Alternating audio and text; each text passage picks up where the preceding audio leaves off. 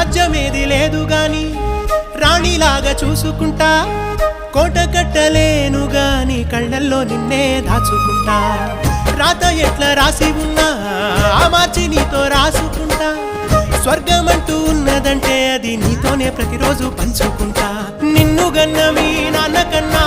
అల్లారు ముద్దుగా సాదుకుంటా నీకు కోపం వస్తే కొంత దూరం ఉంటా నువ్వు గీత గీస్తే నేను దాటనంటా కంట నీరు కంటి రెప్ప దాటకుండా కాటుకై కావాలుంటా